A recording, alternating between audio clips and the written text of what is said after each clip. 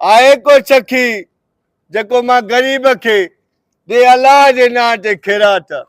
आए को सखी जको मां गरीब के अल्लाह जे नाम ते दे खैरात। अरे फकीर हटो घटो लगो पियो न माज़ूर आ न अंधो आ तू वेठो पिने तो। अबा मां गरीब मिसकीन माण्हू आ पिनी करे पंहिंजे बच्चन जो पेट जो गुज़र सफ़र कयां थो अदा। अरे फकीर का रोज़ी कर कारोबार कर। कारोबार लाइ बि मां मिसकीन वटि पैसा किथां आया अदा। तू हल मूंसां त मां तोखे सामान वठी ॾियां तो रोज़ी कर तू बस। हाँ हाँ उथी हल हलिया काॾे दावत तूं थो हले। अबा सामान वठी ॾियां तो पिनण को बेहतर थी को वञी रोज़ी कजाई। हाँ हाँ हुकुम करो।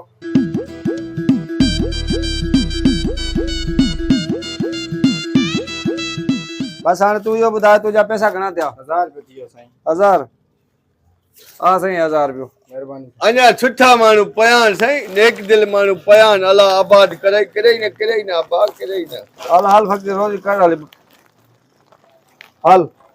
वाह वाह वाह वाह मौला आबाद करे ख़ुशि हुजे अलाह गंज ॾींदई।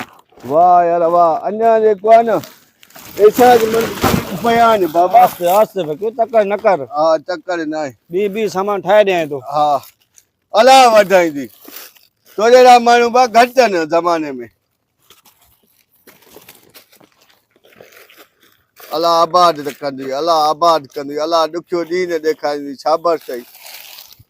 पैसो न हुयो मां वटि बस फकीर दुआ भी कजाए वेही करे रोज़ी भी कजाए। अलाह आबाद कंदी अलाह आबाद कंदी। बस मां हाणे हलाए तो वेही करे रोज़ी कर। कुर्ब हर ठीक आहे ठीक चङो। आहे। अब आयो चिप्स नारो बिस्कुट नारो केक नारो आयो। हा दा छा खपे।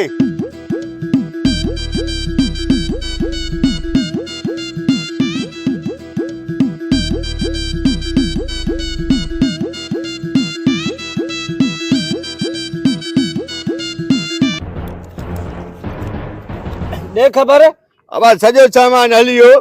पैसा पैसा हे आहिनि सॼा। मांखे दे पैसा। हे वठ। वाह वाह अलाह वधाईंदी मूंसां भलाई कई थी। 14 15 16 17 18 19 20 2000 रुपया। मौला वधाईंदी 1000 मूंसां रुपये भलाई सो कई। 2000 रुपये मुनाफो। हा वाह भलाई कई मूंसां। अचे फकीर है 50 रुपये तुझी खैरात और 100 रुपये तुझी खर्ची भलाई जो अजकल टाइम ही कोने अबा। अल्लाह हाफिज।